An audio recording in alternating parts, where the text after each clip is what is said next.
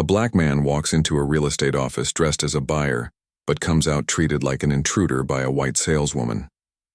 What happens next not only shakes up the neighborhood, it changes his future. It was just past 1 in the afternoon when the sunlight began pouring in with that particular softness only found in the suburbs, warm but not intrusive, casting gentle shadows across the wide streets and manicured lawns. The neighborhood looked like something from a real estate brochure: symmetrical homes in muted earth tones, porches with rocking chairs, garden flags fluttering lazily in the breeze. Children zipped by on scooters and bikes, their laughter echoing like wind chimes, while golden retrievers barked good-naturedly behind white picket fences. On the surface, it was perfect. Peaceful, orderly, but beneath the neatness lay a pattern, so subtle it could easily go unnoticed. Every single person outside was white. Moms watering flower beds, retirees trimming hedges, dads unloading groceries. Not a single face in the open was anything other than pale. The hum of an engine interrupted the quiet harmony. A sleek, deep gray electric car rolled into view, its polished surface mirroring the sunlight and the disbelief on a few passing faces. The car slowed, then parked neatly along the curb across from a quaint red brick building. Taylor & Co. Realty. The door opened with a soft click, and Marcus Carter stepped out. He was tall, sharp, and moved with a quiet assurance. His tailored navy suit hugged his frame perfectly, the cuffs crisp, the shoes polished to a mirror shine. In his hand he held a slim black folder, the kind used by professionals who preferred to speak through results rather than showmanship. His dark skin glowed warm in the sunlight, the light bouncing off the smooth dome of his shaved head. Behind a pair of aviator sunglasses, his eyes scanned the street with quiet interest, lingering just a moment longer on the for sale sign poking out of a yard 2 houses down. He closed the car door without a slam. Everything about Marcus was precise, deliberate. He crossed the street calmly, passing a woman walking a small white dog. She stiffened just slightly, then smiled a little too quickly and looked away. Marcus noticed but didn't acknowledge it. This wasn't news. He stepped into Taylor & Co. Realty. The mood shifted. The office, painted in muted blues and creams, buzzed with cheery small talk and the occasional ringing phone. Large windows let in the golden afternoon sun, and a small refreshment table in the corner offered complimentary coffee and cookies. Framed photos on the wall showed happy couples holding keys in front of sold homes. Every face in the photos unmistakably white. Marcus removed his sunglasses and offered a polite smile to the receptionist, a young blonde woman who hesitated for a heartbeat before returning it. "I'm here to speak with one of your agents," Marcus said, his voice smooth but carrying an unmistakable undertone of authority. "Oh, yes, of course," she stammered, rising a little too quickly. "Let me get Elaine. She's handling the property on Brookridge Drive." The name made Marcus's smile tighten just barely. Brookridge Drive. That's why he was here. A few heads turned in the office, subtle glances over the tops of computer monitors. The kind that weren't overtly rude but not welcoming either. Elaine appeared from a back hallway, her posture perfect, her smile a touch too polished. She was in her early 40s with a pristine bob haircut and a cardigan that screamed suburban chic. "Hello there," she said brightly. "Elaine Powers. How can I help you today?" Marcus extended his hand. "Marcus Carter. I'm interested. In the listing on Brookridge Drive, I'd like to schedule a tour." Elaine's smile flickered just for a moment. A crack in the performance. "Oh," she said, flipping through the papers on her clipboard like she hadn't already memorized every detail. "I believe that property may already be under contract." "Maybe?" Marcus asked, voice still, calm. "Because it was still listed as available on your website this morning." Another flicker. Elaine's tone shifted ever so slightly. "Well, we've had some recent interest. It's a competitive area, and frankly, not always the best fit for everyone." She didn't say what she meant. She didn't have to. Marcus had heard the same melody in a dozen different keys. He nodded slowly, letting the silence stretch just enough to make her shift in her heels. "I see," he said. Still, I appreciate your time." With the same quiet composure, Marcus turned and walked out of the office. The receptionist exhaled softly behind him, not realizing she'd been holding her breath. Back outside, Marcus paused at the top of the steps. He looked down the street again, the trimmed hedges, the silent "for sale" sign, the watchful eyes peeking through curtains. A slight breeze ruffled the edge of his folder as he returned to his car. He didn't slam the door. He didn't peel away in frustration. He simply sat, stared straight ahead for a long moment, and then smiled. Not with anger, but with something else entirely. Purpose. And somewhere deep in that silence, the block began to shift. The inside of Taylor & Comer Realty smelled faintly of cinnamon coffee and printer ink. The AC hummed low and steady, chasing off the warmth of the June afternoon. Overhead lights gleamed off the polished tile floor, and the soft murmur of conversation floated from nearby desks. Agents updating listings, making weekend plans, answering calls with voices dipped in honey. Marcus Carter stood near the reception desk, unmoving. Calm. His posture was impeccable, and the black folder in his hand remained shut. He hadn't come to browse. He knew exactly what he was looking for. When Elaine Powers emerged from the hallway, clipboard tucked to her side and a saccharine smile painted neatly across her lips, her eyes scanned the room and landed on Marcus. Her smile faltered, just slightly before she reset it like a mask. "Hello there," she greeted, stepping forward with an energy that felt rehearsed. "I'm Elaine. How can I help you?" Marcus turned toward her with a nod and extended his hand. "Marcus Carter. I'm interested in the property at 1426 Brookridge Drive. I'd like to schedule a walkthrough today if possible." For a half second, her hand twitched before it met his. Her fingers were cold and light, her grip non-committal. "Oh, Brookridge," she repeated, brows furrowing just a touch. She flipped open her clipboard, pretending to search through listings, but Marcus could see it in her face. She knew exactly what house he was talking about. "I believe that one may already be under contract," she said after a pause, her tone shifting toward finality. Marcus didn't blink. "Maybe? Or is?" Elaine's lips parted, then closed again. She adjusted the clipboard in her hands and glanced out the window as if the answer might be floating there in the afternoon light. "Well, technically, it's still active in the system," she admitted. "But we've had very serious interest. It's likely to close very soon." Across the street, through the office window, the "for sale" sign on Brookridge Drive still stood untouched. The white post looked almost pristine against the lush, green lawn, the flyer box still full, swaying slightly in the breeze. Marcus glanced at it, then back at Elaine. His voice was warm, but beneath it there was iron. "If it's still active, I'd like to see it. I'm a cash buyer." Elaine hesitated again. The corners of her smile tightened. Her voice dropped half an octave and took on a cautionary tone, like a teacher addressing a student reaching beyond his grasp. "We've had issues in that area," she said slowly. "The neighborhood can be a little particular. Not always the right fit depending on what you're looking for." She didn't say the words. She didn't have to. Marcus exhaled slowly through his nose. He didn't frown, didn't shift his weight or clench his jaw.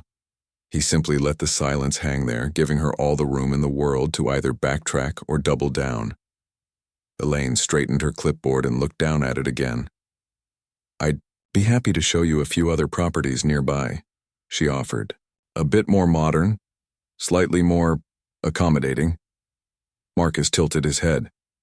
"Accommodating?" She winced, caught herself, and quickly backtracked. "I just mean more appropriate, maybe, for your needs." Again, the silence grew thick. Marcus's gaze didn't waver.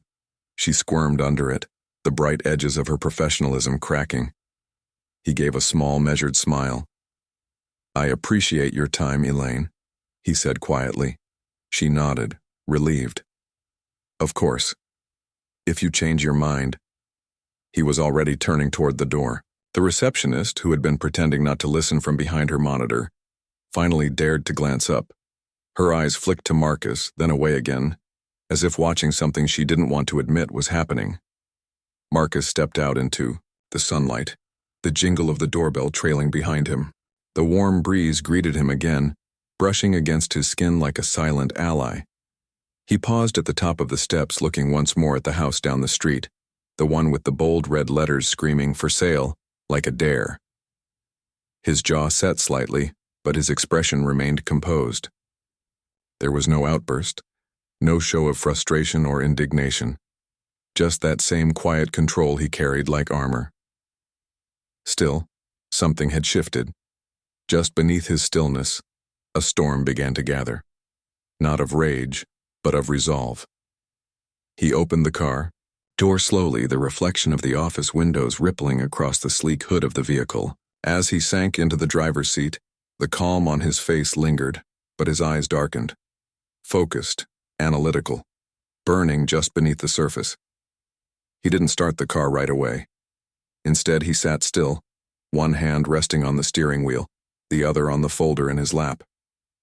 He looked out the windshield, down that sunny suburban street where only certain kinds of people were ever truly welcome.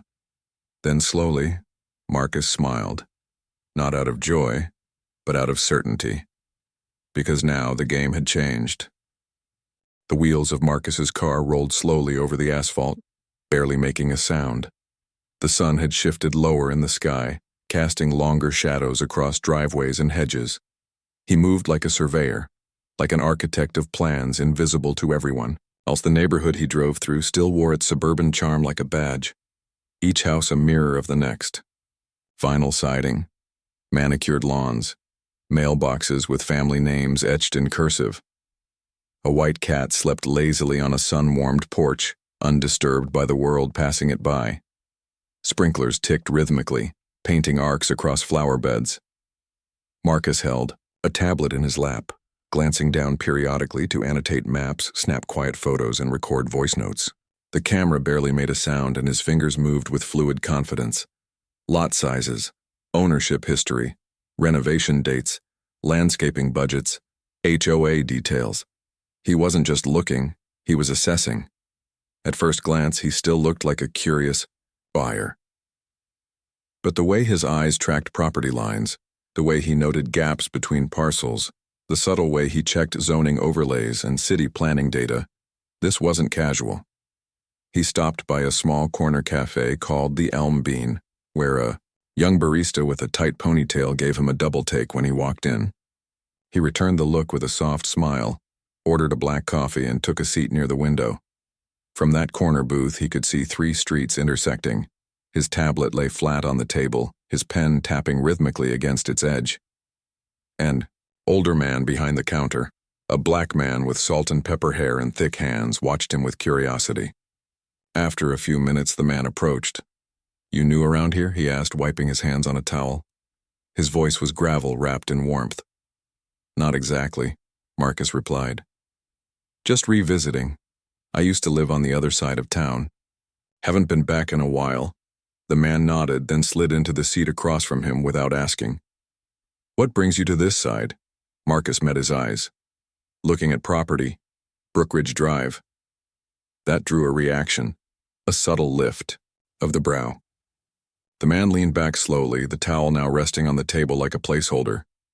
"Brookridge," he repeated. "Lot of stories on that street." Marcus said nothing, just waited. The man leaned in slightly, his voice dropping. "You know how long I've been trying to buy into this neighborhood? Since 1987. Wife and I had money saved. Kids were young.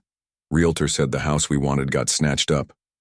We found out later it sat empty for 2 years. He chuckled, bitter and hollow. "They showed it to 10 families, all white." Marcus nodded slowly, not surprised. Another man joined the table, this one in his late 60s with a limp and a voice that sounded like molasses. He didn't introduce himself. He just started talking. "They don't list everything on paper. You know that, right?" he said, squinting out the window. "They use handshake deals, pocket listings, informal agreements. You show up with your name, your face, they find reasons. Sudden contracts, disappearing availability. They think they're subtle." He turned to Marcus, eyes sharp. "They're not." Marcus listened, taking no notes now, just absorbing every word. At a small print shop later that afternoon, he exchanged business cards discreetly with the owner, a quiet woman in her 50s with graying braids and an air of hard-earned wisdom. She glanced at his name, paused, then nodded as if recognizing something in him that most didn't. Outside, Marcus passed a young black couple standing outside a playground. They were reading a flyer posted to a community board. Another house, tour canceled, property reevaluated, the wording vague but familiar. Their frustration was quiet but visible in their posture. Marcus didn't interrupt. He simply watched, cataloged the moment, and moved on. Over the next few days, the same patterns emerged. Listings went pending after certain inquiries. Houses were off the market but showed no signs of sale. Agents grew nervous when he asked too many questions. The neighborhood had walls, not made of bricks or fences, but gate-kept through whispers, coded language, and the silent collusion of comfort. But Marcus was used to navigating terrain like this. He wasn't just a buyer, he was a strategist. Back at his hotel room, blueprints were unfurled across the desk. A laptop glowed with spreadsheets and deeds. Multiple LLCs, each clean, each holding enough capital to acquire property outright, waited for green lights. He ran numbers in silence, comparing them against redevelopment models. There was a picture beside the laptop, a faded black and white photo of a house long gone, a house from his childhood, a home stolen by redlining and urban renewal projects. He looked at it for a long moment, then he clicked send on an email. Subject, offer, attached, terms, cash proof, and a message from an agent bearing no trace of his name. In the quiet of that room, it became clear Marcus Carter wasn't just buying a house. He was reclaiming a future, one parcel at a time. The signs started appearing quietly. They were small, almost unassuming, white rectangles staked into the freshly mown grass of neatly kept lawns. Sold, written in red block letters with no open houses, no neighborhood tours, no noise. One, here, then another 2 streets over, then 3 more at the end of Brookridge Drive. At first, no one paid much attention. People assumed it was the usual summer turnover, families moving for jobs, downsizing, retiring. But the pattern started to shift from coincidence to curiosity. Houses that had sat dormant for months suddenly went under contract within days. The signs didn't bear the same familiar names, not Taylor & Co., not the old neighborhood standbys. They belonged to out-of-town agencies, private brokers, quiet firms. Elaine Powers noticed it first from her desk at the real estate office. She sipped her lukewarm latte and glanced at her screen, scanning listings. Her eyes froze. 26. Brookridge Drive. Sold not pending, not under review, not in contract. Sold. Her lips parted slightly. She clicked through the agent information. It wasn't a name she recognized, no local office, no contact she had ever crossed in her career. Her eyes narrowed. The sale hadn't passed through any of the usual local circles. No listing meeting, no industry whispers. She hadn't even seen a moving truck. It had been like a stone vanishing into still water. And then it happened again and again. Each morning, Elaine drove past Brookridge on her way into work. Where once there were half a dozen for sale signs weathering in the sun, there were now sharp, new sold markers. The faces in the neighborhood, while still mostly familiar, began to shift subtly. A young black couple stepped onto their porch with keys in hand. A tall man in construction boots unloaded furniture from a rental van. A retired black woman in a floral headscarf sat on the porch swing that had been empty for years. Elaine's jaw tightened every time she passed. Inside the office, whispers began. "Did you hear about 1430? Went off market in 2 days. Some new money coming in, cash offers fast close. Who's behind it? No one knows, but they're buying big." In the break room, a junior agent named Chelsea asked Elaine outright, "Hey, weren't you handling Brookridge before?" "That guy, the one in the suit, what was his name?" Elaine paused, paper cup halfway to her lips. Marcus Carter. Chelsea tilted her head. Whatever happened to him?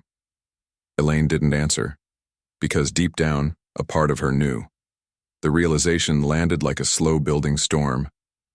The man she had politely but firmly turned away, the one she had dismissed with a smile and a deflection, hadn't walked away. He'd gone around, and while the neighborhood slept in its comfortable rhythm of exclusivity, Marcus had been moving. He didn't come back to the office, he didn't argue, didn't make noise, didn't post on social media or show up at city council meetings. Instead, he worked in shadows, efficient, methodical, precise. Through a network of shell companies and legal entities, Marcus placed clean, aggressive offers. He partnered with agents from all walks of life, Black, Latino, Asian, even white agents with reputations for fairness. None of them knew the full scope, only their slice of the puzzle. Each property acquisition was timed, spaced out, deliberate. He avoided attention but moved quickly. Cash wire transfers, fast closings, bulletproof paperwork. No contingencies.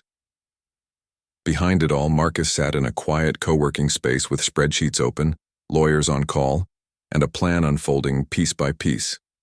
This wasn't revenge. It was restoration. Each home he purchased had a purpose. Some were placed into trusts for first-time Black buyers. Some were earmarked for small Black-owned businesses to lease. Others were being renovated with the intention of turning them into affordable rentals. A few would remain empty for now, silent, markers of territory reclaimed. By the time Elaine pieced it together, it was already done. The block was his. Brookridge Drive, once a symbol of whispered exclusion, was now a blueprint of reclamation. The day she drove past and saw Marcus standing in front of one of the sold homes, clipboard in hand, talking with a local contractor, something inside her twisted. He wore the same sharp suit, the same composed expression, but this time he didn't look like an outsider trying to fit in. He looked like the one who owned the view. Their eyes met briefly. He nodded once, not cold, not smug, just calm, unbothered, certain. Elaine turned her face away before he could see the color rising in her cheeks. And Marcus? He returned to the blueprint in his hand, adjusted the placement of a future fence line, and kept building. It was the kind of Saturday that seemed hand-picked by the sky, blue and cloudless, with sunlight pouring through the leafy trees that arched over Brookridge Drive like a cathedral. The air buzzed, not with tension but with music, movement, and a pulse of something new. Booths were lined along the sidewalks. A taco truck parked near the corner sizzled with the smell of seasoned beef and fresh cilantro. A shaved ice stand drew a line of laughing children. Local artists painted faces. Speakers played old-school soul and new-school rhythm, blending into a soundtrack of laughter and unhurried joy. Families strolled freely down the middle of the street, blocked off from cars for the day. There were no fences, no invisible walls.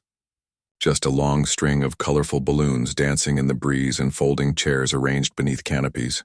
A massive white banner stretched from one side of the street to the other, printed in gold letters bold and proud.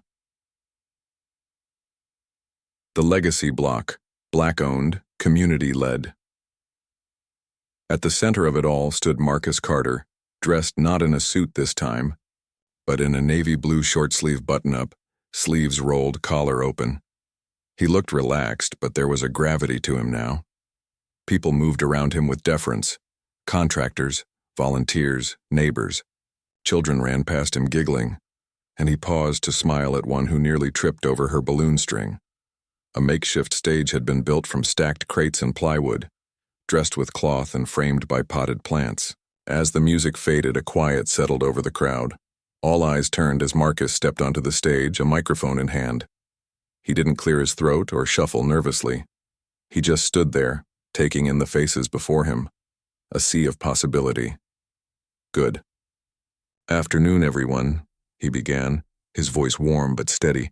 I'm Marcus Carter, and I want to thank you for being here and for letting this day happen. A quiet cheer rippled through the crowd. I was born just a few miles from here. But I didn't grow up in this neighborhood. My parents tried, but every door they knocked on was mysteriously closed. Sold already. Not ideal for families. Wrong timing.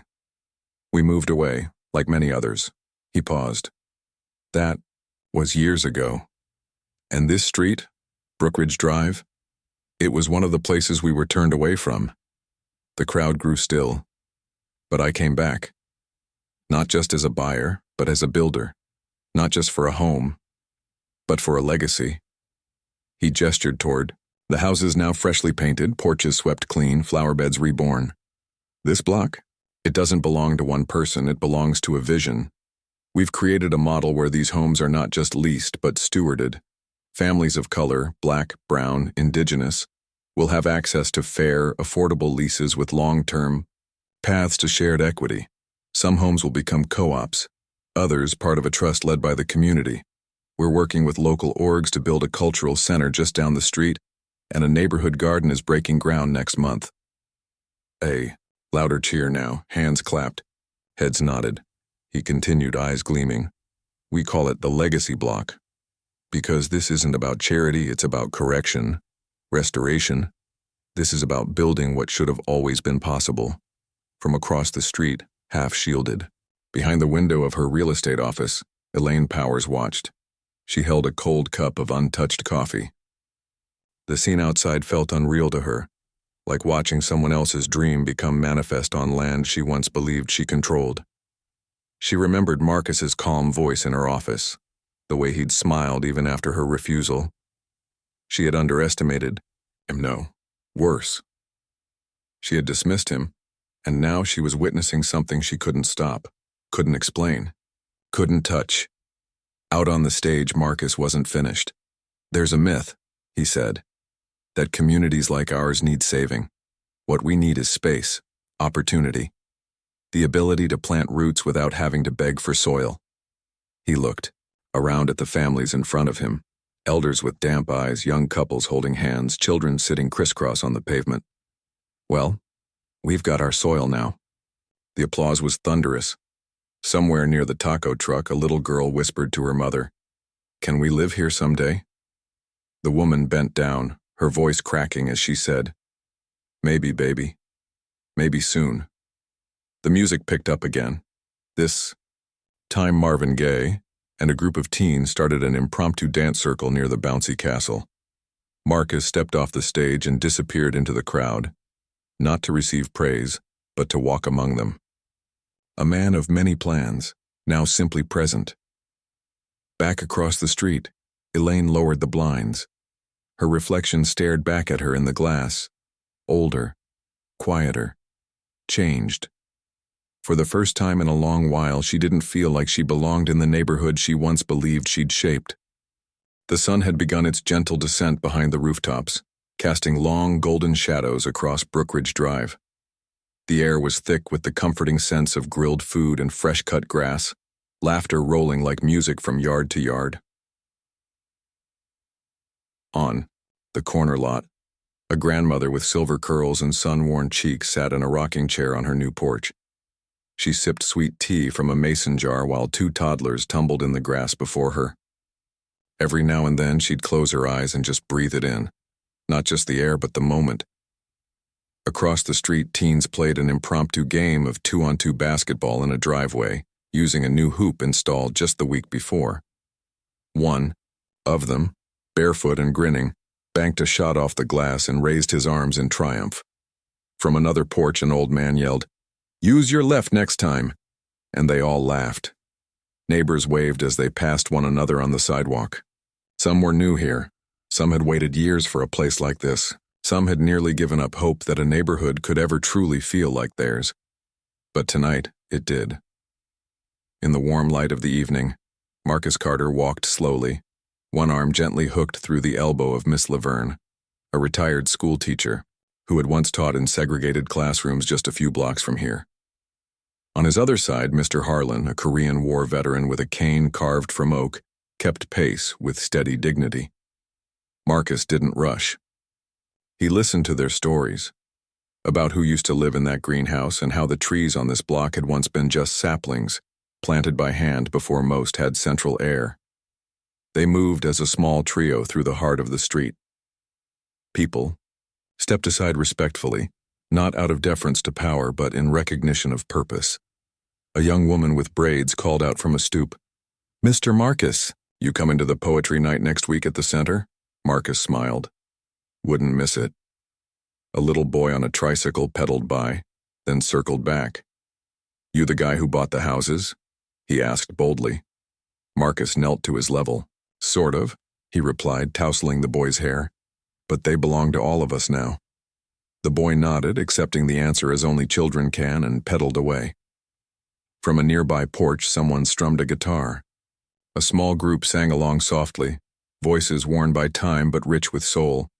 Old spirituals, new hope, a harmony built from stories too long silenced. As the camera of time panned slowly across the street, if there had been one, it would have captured not perfection, but progress. A community not just moved into, but moved forward. Grandparents sitting peacefully on porches holding hands. Children riding bikes in circles, their laughter pure and full of promise. Young adults swapping job leads over lemonade and folding chairs. Neighbors hugging, some meeting for the first time but already feeling like family. A quiet voice might have narrated over this tapestry of moments. When doors are closed in silence, some build new entrances for everyone to walk through. Back at the top of the block, Elaine Powers stood just inside the doorway of her now quiet office. The blinds were drawn halfway, and her hand lingered on the edge of the window. She watched as Marcus, Miss Laverne, and Mr. Harlan stopped in, front of a home with a wraparound porch and fresh white paint. Elaine couldn't hear their words, but she saw the way they laughed together, the way Marcus offered his arm again to guide them gently up the steps. She didn't feel anger anymore, or confusion, only something heavier, more quiet. Reflection. Her world had shifted, and perhaps finally, for the better. As twilight deepened, and street lamps began to flicker on one by one, Marcus stood with a few more elders now gathered around. Someone passed him a paper plate piled with food, but he didn't eat. He just stood there for a moment, letting it all soak in. The block was no longer quiet because it was controlled. It was alive because it had been claimed, not in bitterness, but in bold hope. Marcus turned, faced the street, and took it in one. Last time before walking forward, arms still linked with the past, shoulders square toward the future. No fists raised, no banners waving, just dignity. A man who had once been denied a tour, now walking the very block he had built with vision, patience and purpose, not in defiance but in legacy.